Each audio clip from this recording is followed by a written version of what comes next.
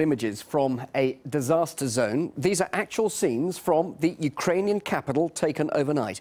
The pictures show protesters running amok, angry over plans for laws they say are aimed at punishing them for holding rallies. The response has been fierce, a mix of Molotov cocktails, clubs and firebombs, all thrown at police trying to stave off a revolution. Alexei Yarashevsky is in Kiev for RT. It's morning now in Kiev, but the tension at the riot place where the events unraveled in a very violent manner yesterday are not dying down. You can see what remains of the police cars and police buses which were burnt yesterday. A pretty depicting picture of what happened here yesterday. Over there, just literally 50 meters away from here, are the police lines. The riot police, the special regiment called the Berkut, there trying to secure the governmental quarter. Yesterday on Sunday, the protesters gathered for a typical rally. After that, they decided to storm the governmental quarter, and the clashes with the police erupted. We have information that more than 70 police officers have been delivered to hospitals with different injuries. They still remain pretty much over there. We saw some very brutal scenes of the police officers being beaten up. Also, there was some violence from the police. Reportedly, they used rubber bullets against the crowds. We can see from time to time Molotov cocktails, rocks and flashbangs are being thrown from both sides towards each other. Over the night, the protesters have managed to dismantle some of the pavement here, and they're using these rocks to throw them at the police. They're also using Molotov cocktails and different flashbangs, so it's pretty loud here. This is the live barricade with the protesters against the police. They're still here. We can see like literally several thousand people. The numbers are expanding as the day progresses. Really unclear where this is all going to go, but so far it's been very, very tense.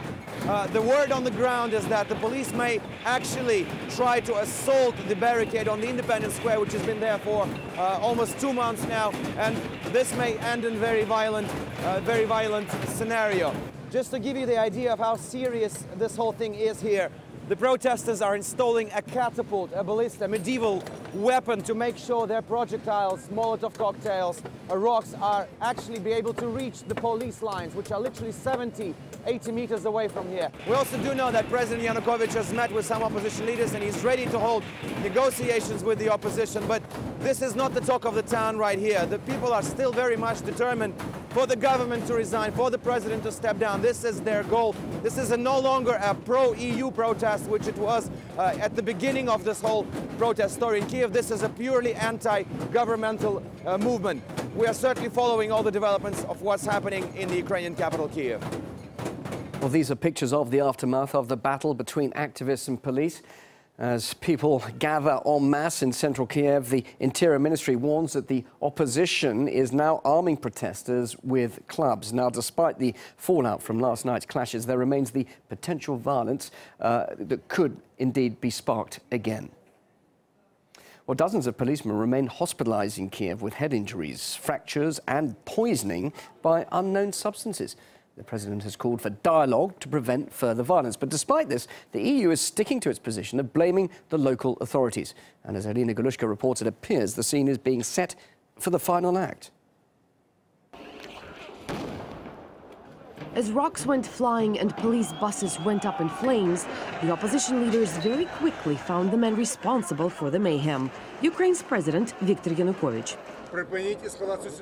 We demand that you stop the escalation of the situation, get the police off the streets, dissolve the parliament and call for early parliamentary and presidential elections. Do not repeat the fate of Ceausescu and Gaddafi.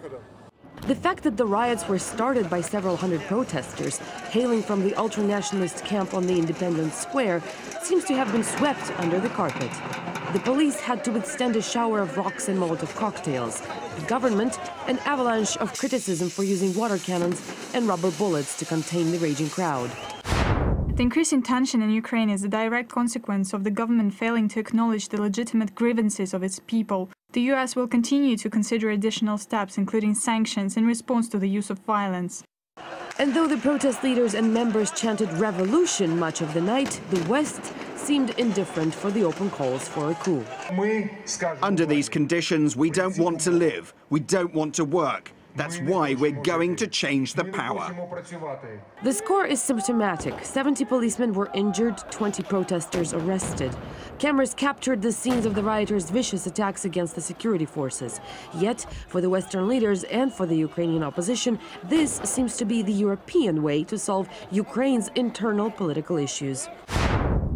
We have European values, we have European principles, we have European rights that we must uphold in each and every European country. This type of pressure seems to be effective. Not even 24 hours after the riots started, President Yanukovych has already made concessions to the opposition, going as far as meeting with Klitschko. And backed by the rampaging mob in Independence Square, the Ukrainian opposition seems to be in a win-win situation, either by getting a change of leadership by force or simply forcing early elections. But with radical spirits now well and truly spilt in Kiev, the question is, would the opposition be capable of getting it back in the bottle? Irina Galushko, RT.